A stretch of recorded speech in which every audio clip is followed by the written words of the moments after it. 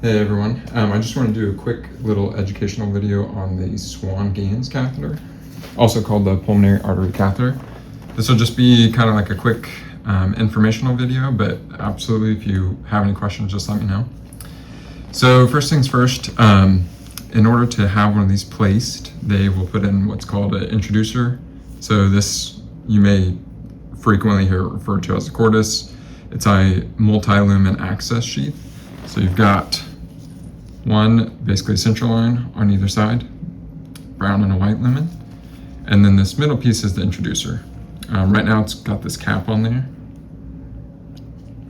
and then this is what the Swan-Ganz catheter goes into. So typically you're going to see these on post-CABG patients, but they can put them in really in any patient that they're doing advanced hemodynamic monitoring. So the way that this gets placed, either in the cath lab or in surgery, is there's usually a balloon on the end of this, and they will put this typically in the right IJ. They'll place this first. The Swan pulmonary artery catheter will go through this introducer. And then once they've cleared this introducer, they would inflate this balloon and let it float into the pulmonary artery. So where this distal tip is going to end is in the pulmonary artery. They'll inflate the balloon. It's going to travel from the right atrium through the right ventricle, and then eventually find itself in the pulmonary artery. Okay, so it may look something like this afterwards. What's not pictured is when you see this with the patient, you'll see this clear protective sheath that extends from here to here while it's in the patient, just to help maintain sterility and reduce the risk of infection. A couple things about the actual Swan itself. So we've got a lot of cables up here, okay? All kinds of cables. These three are gonna hook up to your hemisphere or flow track, whatever you wanna call it. And then that leaves us with really three main infusion lines and then one balloon port. So this one, I'll start with this one. This red, this is the balloon infusion port. Notice that we've got these arrows, okay? We don't do a lot of wedge monitoring, so pulmonary artery occlusive pressure or wedge pressures, whatever you want to call them. But this is how you would do it. So if they're doing that, like in the cath lab, this is a special 3 ml syringe, okay? But when I pull back, it only goes to 1.5 mLs. I could keep pulling, it's not gonna do anything. So if we're ever in the point where they're doing these, the physician is doing wedge pressure, you would never replace this with a typical 3 ml syringe, because the balloon that's typically on the end of this will only hold 1.5 mLs. So it's a safety measure. When the arrows are lined up, so if they were lined up like this, then you would be able to inflate and deflate the balloon, not you, the nurse, but the provider. Okay, and when it's locked like this, then it doesn't. Okay. I'm not going to go too much in depth with that. I'll show you some waveforms, because it's important that you know what a wedged waveform looks like, just in the event that that happens. But we haven't done bedside wedge monitoring in quite a while. So just really for this, keep it locked and don't mess with the syringe. Yeah. So there's that. Really just keep it away, forget about it, don't touch it. And then it leaves you with 3 really main lines up here. You've got this blue line, a yellow line, and then this white line. So I'll start with the yellow line. This is your distal pulmonary artery lumen. So you can see on here, maybe PA distal. This is going to terminate at the distal end where that balloon is, okay? And remember, this whole catheter is designed to go into the pulmonary artery. So this would be hooked up to a transducer so that you could monitor PA pressures. If they ever were doing wedge monitoring, that's how they would do these as well. You'd get a wedge pressure from this guy. So typically you're not gonna run medications through this. This is just gonna be for transducing the pulmonary artery pressure. Next one is blue. Blue is almost always associated with CVP. So this is your proximal injectate. This one is going to terminate right here. You guys can see that, okay? This is the distal tip. and then this guy's going to terminate. There we go, right there. And that's going to be pretty much in line with your right atrium. You would hook this up to a transducer, and then you could monitor CVP readings, okay? Occasionally, again, this is basically functioning in that kind of central line area. So if you needed to, if you weren't transducing CVP continuously, you could run like a piggyback through here. Otherwise, it'll just be hooked up to a transducer and you're going to get CVP readings there. And then this last one is the white port. They call it the volume infusion port or the VIP, whatever you want to call it. This is basically just an extra central line lumen. So this is going to terminate right by these 3 lines here, okay? And again, pretty much a central line where it terminates, just right there at that, above that right atrium. And that, you can just hook that up, give meds through it just like you would any other central line port. If you noticed, when I pulled these up, there are these little markings, okay? Very skinny little marking, we've got 1 there. The second one's hidden, and then we've got 3. So each of these tiny skinny lines represents 10 centimeters. So this is 10 centimeters. Your double line is in this 30 centimeters, 40. And then when you get to 50, you'll see a big, I'll pull it out a little bit more. We're gonna see a fatter line, okay?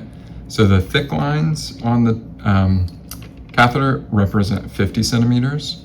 And so when you get to 60, there's gonna be a fat and a skinny line, okay? So that would be 60, 70 is gonna have a big one and 2 skinny ones, 70. And that's just really for documentation purposes, assessment purposes. That way, when you've got a patient that has a Swan in, and let's say it's this far in, you're gonna look at what's outside of the patient, and that's 70 centimeters, 80 centimeters, 90, so on and so forth. And again, this will have a plastic sheath covering this whole piece, just to help with infection. If this ever gets removed, say they take the pulmonary artery catheter out, if you ever find yourself with just the cordis or the multi-lumen access catheter, you always want it to have this blue cap on it. They usually have them on ICU1, but if not, make sure to call down the materials. It goes on there like that and clips off, okay? And then it's just capped. I'm gonna show you a couple pictures.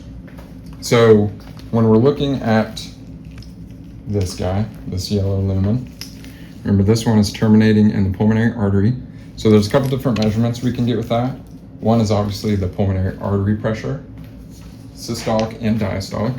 I'm gonna show you a quick little picture. So I use this a lot just to help me remember like normal pressures. You've got right atrial pressure, normal is usually 2 to 8, so 5 for nickel is roughly a normal. Right ventricular pressure, systolic is around 25, diastolic is around 5. So you've got your quarter over a nickel. And then your pulmonary artery pressure is 25 over a dime or quarter over a dime. 25 over 10 is a normal systolic over diastolic, okay? Now, the reason it's important to know these readings is because, again, that pulmonary artery catheter is gonna go in through the right atrium, through the right ventricle, up into the pulmonary artery, where it's gonna wedge, and then they'll deflate the balloon, and then it'll just kind of stay there. So when you're monitoring, you're gonna be monitoring this pulmonary artery pressure continuously. I'm gonna show you what the waveforms look like, because just in the event that the balloon were to inflate and you wedge, you wanna know what that looks like. Because if we've got a balloon in this pulmonary artery and it's inflated for longer than 15 seconds, it can start to cause necrosis. We're stopping the blood flow through that pulmonary artery. When they do wedge pressures, they typically try to leave it wedged or inflated for less than 15 seconds. And then same thing, if you ever had your catheter migrate backwards and you notice that on your waveforms on your monitor, you had a pressure of 25 over 5, and the waveforms reflected that right ventricular waveform, that would be worth calling the doctor and mentioning that as well. So there's that. With that distal tip, so again, this guy, that distal lumen, where you're monitoring your PA pressures. If you were ever monitoring their SVO2, that's where you would withdraw blood from. So you would withdraw blood from the distal port, that yellow lumen, run it on the blood gas, and that would give you your SvO2. And normal for that's usually 60 to 80%. If they were doing an ScVO2, which they don't typically do, then you would just pull that from this port, the CVP port. That ScVO2 is not as accurate as far as that oxygen consumption, but they can still use it in the event that you couldn't do it from your distal one. But ideally, if you're ever checking, you're going to check your SvO2 from this lumen here. So a couple waveforms. These aren't picture perfect. Again, I'm showing you on a piece of paper, so keep that in mind. This is your CVP or your right atrial waveform. Again, normal 2 to 8. Think of that nickel. 5 is a relatively normal CVP reading. Next, when it's traveling through, this is your right ventricular waveform. Notice it's got that really sharp upstroke and then downstroke. And again, normal, quarter over a nickel, 25 over 5, somewhere in there. You'd really want to watch out for this because if you have a catheter just hanging out in the right ventricle, your patient's going to be more likely to have arrhythmias from that catheter touching the ventricular wall. And then next, it will go into the pulmonary artery. This is going to be the one that you should see for the most part when you're monitoring. Again, you've got what kind of resembles an arterial waveform, okay? Upstroke, downstroke, and then we've got a dichrotic notch here. On an arterial waveform, this represents closure of the aortic valve. In a pulmonary artery catheter, this is representing closure of the pulmonic valve.